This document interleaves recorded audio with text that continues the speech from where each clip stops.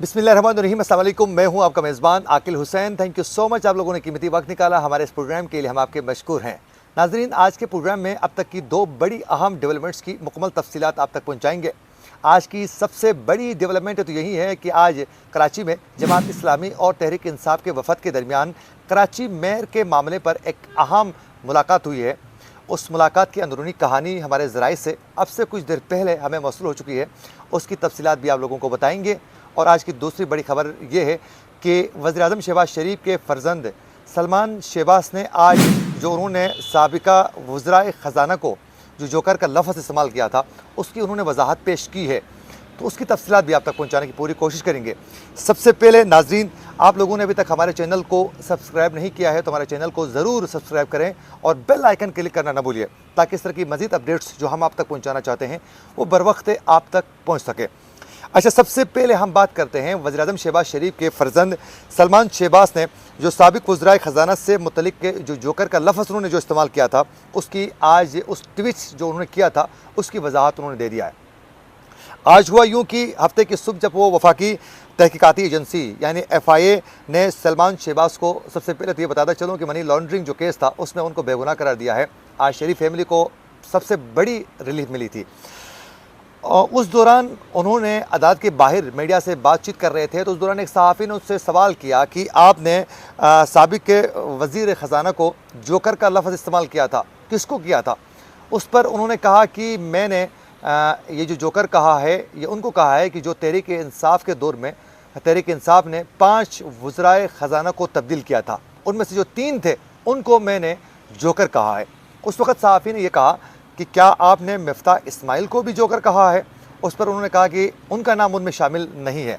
लेकिन नाज़रीन, जब उन्होंने ये ट्वीट किया था साबिका वज़राए ख़ज़ाना के हवाले से, जब वो ट्वीट करके उनके जोकर का लफ्ज़ जो इस्तेमाल किया था, उस पर जब मिफ्ता इस्माइल से पूछा गया तो मिफ्ता इस्माइल ने हामी भरी कि जी बिल्कुल ये मेरे बारे में ही बात हो रही है।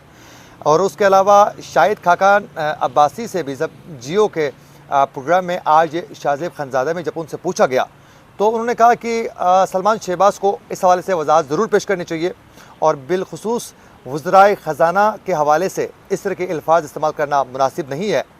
और सलमान शहबाज को इस हवाले से उन्होंने कहा था उस वक़्त भी कि अपनी वजाहत जो है जोकर का लफ्ज़ क्यों इस्तेमाल किया है, किस लिए इस्तेमाल किया है, किसके लिए इस्तेमाल किया है, उन्होंने कहा था ये वजाहत देनी चाहिए।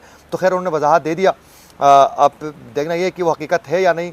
और अंदरूनी कहानी तो असल जो टारगेट जो था मिफ्ता इस्माइल ही था, क्योंकि मिफ्ता इस्माइल खुद एडमिट कर चुके हैं। खैर उन्होंने अपनी वजाहत तो खैर दी है जो हमने आप तक पहुंचाने की पूरी कोशिश की। और आज की सबसे बड़ी खबर जो असल खबर है जो आप तक पहुंचानी है वो ये है कि आज ये पाकिस्तान तहरीक इंसाफ और जमात इस्लामी के वफद के दरमियान कराची के मेयर के मामले पर ही एक अहम मुलाकात हुई थी, उसकी अंदरूनी कहानी आप तक पहुंचाएंगे।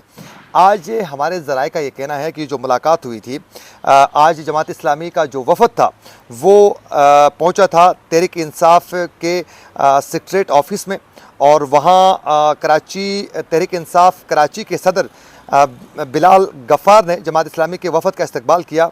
और जिसके बाद PTI और जमात इस्लामी के वफद के दरमियान मुलाकात में बातचीत की गई। और उस मुलाकात में PTI के वफद की क़यादत जो है वो सूबाई सदर अली ज़ैदी कर रहे थे।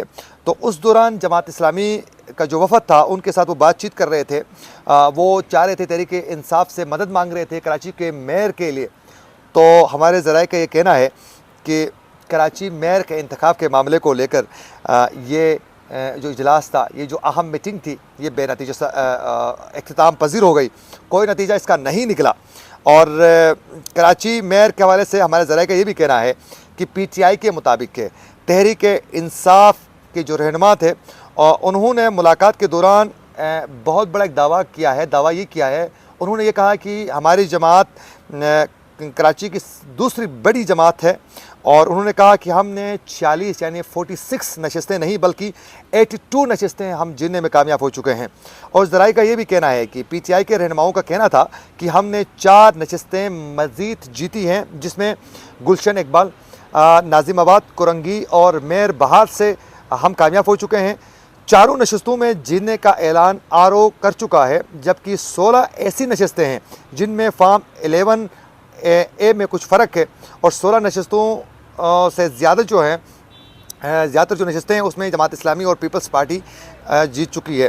तो यानी उनको ख़ास वो जो चाह रहे थे जमात इस्लामी वाले, वो भी उनको मैसर नहीं हुआ इस मुलाकात में, और उन्होंने कहा कि हम आगे बढ़ेंगे। लेकिन अभी ये जो मुलाकात थी ये बेनतीजा ही ख़त्म हो चुकी है। और साथ साथ जब मीडिया से वो बाद में बातचीत कर रहे थे तो उस दौरान ये उन्होंने बताया, बातचीत करते हुए तहरीक इंसाफ और जमात इस्लामी के रहनुमाओं ने, कि दोनों वफद में जो रहनुमा थे उनमें ये इत्तेफाक हुआ है कि हम आगे जो दीगर मामलात हैं उसको लेके आगे बढ़ेंगे। और मुलाकात के बाद PTI के रहनुमा अली जैदी का ये कहना था कि फार्म 11 के मामले पर 4 रुकनी मुश्तरका कमेटी बनाने पर इत्तेफाक हुआ है, और मुश्तरका कमेटी फार्म 11 और इलेक्शन से मुतल्लिक दीगर मामलात को देखेगी। यानी कराची मेयर के मामले पर जमात इस्लामी को PTI की जानिब से कोई सॉफ्ट कार्नर अभी तक हासिल नहीं हुआ है। अब देखना ये है कि पीपल्स पार्टी से भी इनकी मुलाकातों का सिलसिला जारी है। आगे जाके क्या जमात इस्लामी अपना मेयर कराची में बनाने में कामयाब होगी या नहीं, ये आप लोग क्या कहते हैं, इस हवाले से कमेंट सेक्शन में ज़रूर अपनी राय का इज़हार कीजिएगा। इसी के साथ अपने मेज़बान आकिल हुसैन को दीजिए इजाज़त। अल्लाह निगहबान।